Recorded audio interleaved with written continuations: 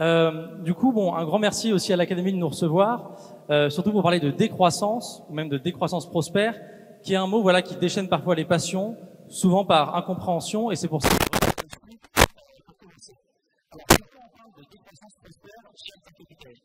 déjà, on pense que la décroissance, si vous voulez, c'est une obligation environnementale.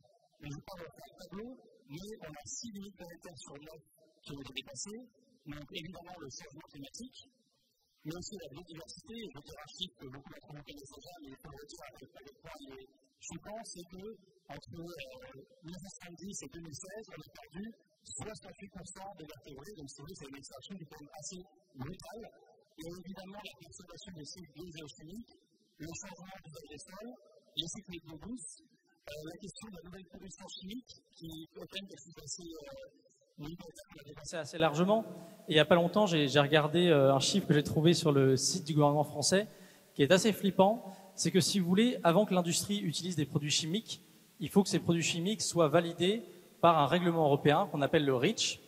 Or, il faut savoir que 80% des produits chimiques qui ont été validés par ce règlement européen, on l'a fait sans vérifier si c'était toxique ou non. Voilà, donc c'est pas d'un absurde site, mais du site du gouvernement français. Donc c'est assez flippant. Et puis on a une 7e limite planétaire, qui est celle de l'acidification des océans, qui est elle aussi en phase d'être dépassée. Alors face à cette situation qui est quand même assez, on peut le dire, critique, voire apocalyptique, que fait notre économie, que font nos gouvernements, que font nos entreprises?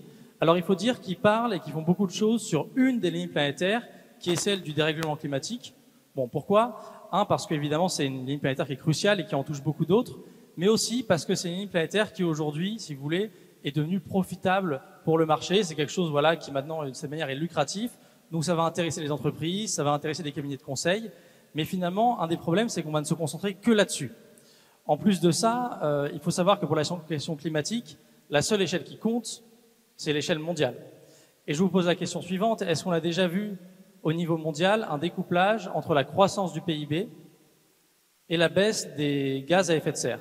Ça ne s'est jamais vu, donc si vous voulez, il n'y a pas de découplage sur cette ligne planétaire, et pourtant on en parle énormément, on parle quasiment que de ça, et ça pose un problème parce que c'est ce qu'on appelle un peu le tunnel carbone, et le problème de ce tunnel carbone, c'est que ça mènerait à croire que si on réglait la question du net zéro, si on réglait la question du climat, ça réglerait l'ensemble des questions des limites planétaires. Or, c'est évidemment quelque chose de faux, c'est-à-dire que faire des choses pour le climat, évidemment, c'est positif, par exemple, sur la biodiversité, mais ce n'est pas la seule raison pour laquelle la biodiversité s'éteint. Et même la raison principale pour la biodiversité, c'est la destruction de leur habitat naturel. Donc, vous voyez mon point. L'idée, c'est que... excusez-moi. Vous l'avez compris, donc il y a des progrès qui sont faits, mais sur la ligne planétaire sur laquelle l'économie met le plus d'efforts, qui est le climat, on n'arrive pas à découpler. Donc vous doutez que sur l'eau, les sols, etc., on est à des années-lumière du découplage. Et donc le problème, c'est que aujourd'hui, tout comme il y a des gens qui pensaient hier que la Terre était plate, ou même qui le pensent encore aujourd'hui, on a des gens qui vont croire encore, si vous voulez, à la croissance verte, comme on croit au Père Noël. Et nous, ce qu'on revendique dans la décroissance, c'est l'idée que finalement, ceux qui sont idéologiques, ceux qui croient à des fables, c'est pas les décroissants comme on l'entend parfois dans le débat public, mais c'est bien ceux qui croient dans la croissance verte, qui sont quand même dans une vision du monde qui est beaucoup plus déformée que ceux qui sont dans la décroissance.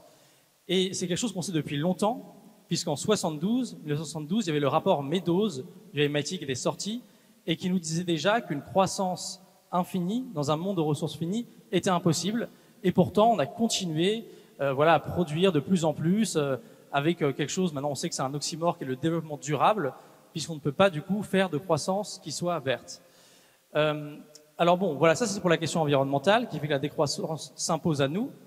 Et souvent, on va nous répondre, ok, très bien, ok pour l'urgence écologique, mais pourquoi ce sera à nous Français, pourquoi ce sera à nous Européens de faire la décroissance en premier? Pourquoi on devrait renoncer au grand bonheur qu'est le capitalisme et à la production, là où on a d'autres espaces géopolitiques, et on peut penser par exemple à nos amis américains avec l'élection de Donald Trump, qui vont probablement continuer de produire comme des malades et de polluer, alors que nous, voilà, Européens ou Français, on serait bêtes parce qu'avant tout le monde, on ferait cet effort de décroissance.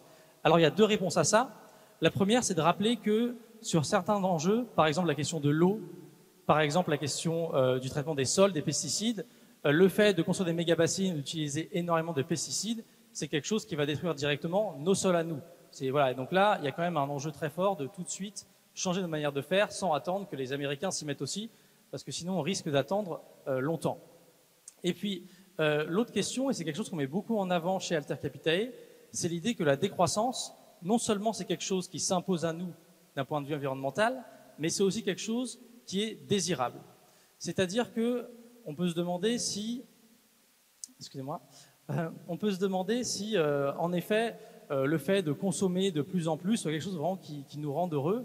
Et déjà, j'aimerais souligner ce qu'on appelle le paradoxe d'Easterlin, qui a été prouvé en 1974 et qui montre, si vous voulez, qu'à partir d'un certain niveau de développement, si vous continuez à avoir une hausse du PIB par habitant, ça ne va pas forcément se traduire par une hausse du bonheur personnel.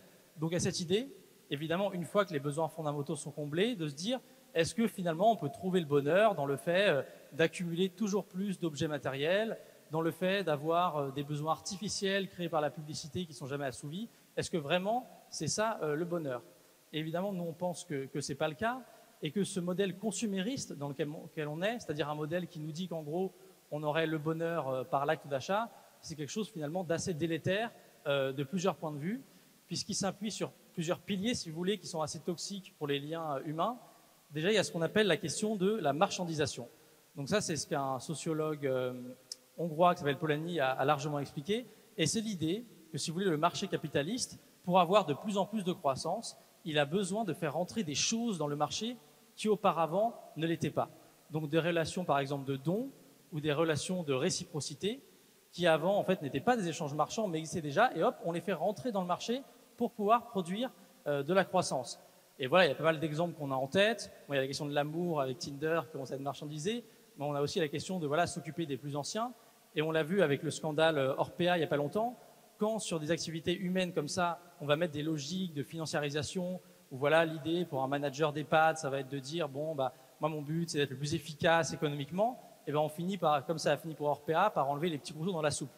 Donc on voit finalement que cette financiarisation de choses qui n'étaient pas avant pose d'énormes problèmes en termes de liens sociaux, parce que comme le disait David Graeber, qui est un sociologue, enfin il le dit toujours du coup, finalement ce sont les relations non marchandes qui en grande partie vont, si vous voulez, cimenter notre société, et non les relations marchandes. Donc ça c'est le premier problème du capitalisme.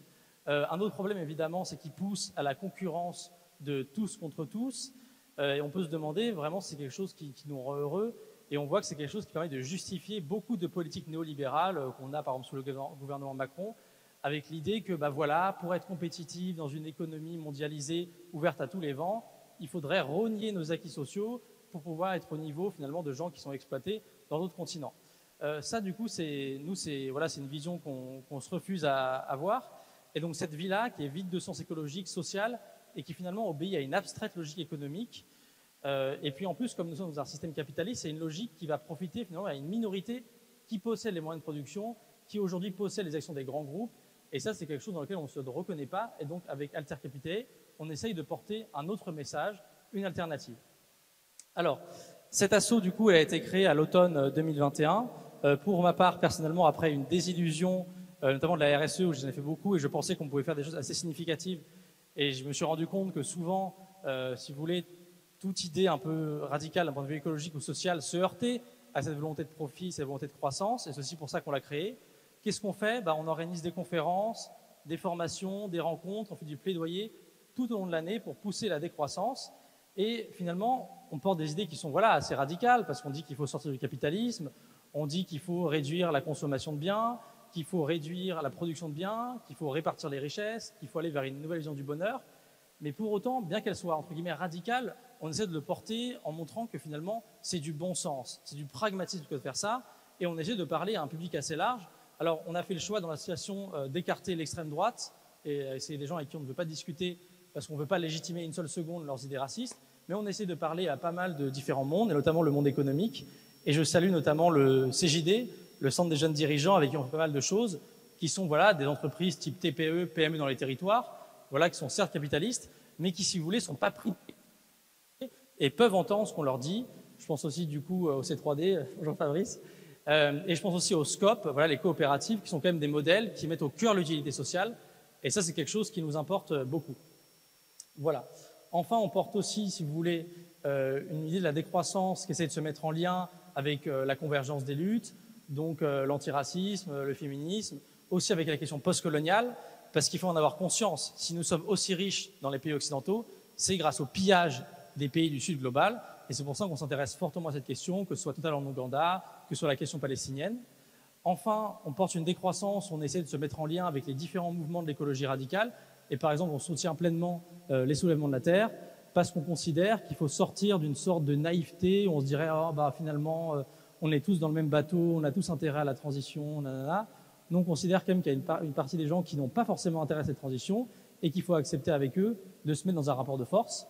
Et enfin, on essaye de porter une vision de la décroissance qui soit, si vous voulez, pas toujours trop intello, qui passe aussi par la pop culture, voilà, notamment à travers les mangas. Donc, quand on parle de Luffy de One Piece comme un anarchiste ou des excellents films de Miyazaki, c'est un moyen de parler de décroissance, d'écologie, de répartition des richesses, sans passer forcément par des textes super intello. Et donc, vous l'avez compris, Alterquité se place quand même beaucoup dans ce qu'on appelle la bataille des imaginaires, ce que dit Damasio. Donc, l'idée quand même que, et c'est une des batailles premières de la décroissance, que nos imaginaires, pendant des décennies, si vous voulez, ont été colonisés à coups de blockbusters américains, à coups de matraquage publicitaire, à coups de films Disney qui mettaient en scène voilà, des princesses qui attendaient le prince charmant. Et si vous voulez, on pense qu'il y a une décolonisation des imaginaires à faire et qu'il faut réussir aujourd'hui à rendre désirable le monde auquel on aspire, c'est-à-dire un monde post-capitaliste, de partage, écologiste. Et là, il y a une grosse bagarre, si vous voulez, à mener du point de vue des imaginaires, parce qu'on commence à le voir avec ce qui se passe à Valence. Notre monde commence à se frotter, si vous voulez, à des conséquences sociales, écologiques assez fortes. Ça va être un monde voilà, de crise sociale, de perturbation, de rupture. Et à ce moment-là, il y aura évidemment, je pense, une ouverture pour un changement politique. Et aujourd'hui, on sait quand même que, voilà, si vous voulez, les gouvernements néolibéraux vont de plus en plus aller vers des idées de la droite et nous préparent un monde qui est quand même très peu désirable. Et j'ai trouvé une citation de Ivan Illich, qui est un penseur à la base de la décroissance et qui a eu un regard intéressant sur la technique.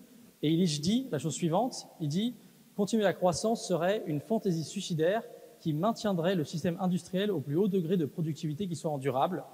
L'homme vivrait protégé dans une bulle de plastique qui l'obligerait à vivre comme un condamné à mort avant son exécution. » Donc voilà, c'est pas très gai, mais c'est l'idée que pour nous, il faut réussir à sortir de cette vision, si vous voulez, un peu type Elon Musk des choses et proposer de manière crédible une alternative. Et nous, on pense que si la décroissance prospère et que voilà, il faudrait un monde où l'économie soit au service social et l'écologie et non l'inverse, et un monde dans lequel voilà, on se poserait en fait la question de l'utilité sociale de ce qu'on produit au lieu d'aller inventer des fléaux connectés pendant qu'il y a des gens qui dorment encore dehors.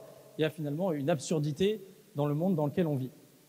Et donc pour terminer, voilà, il faut assumer, je pense, ce que dit le communiste italien Antonio Gramsci, c'est-à-dire que la conquête du pouvoir passe par les idées. Et pour citer un autre grand penseur, Serge Latouche, avant de décroître, il faut décroître.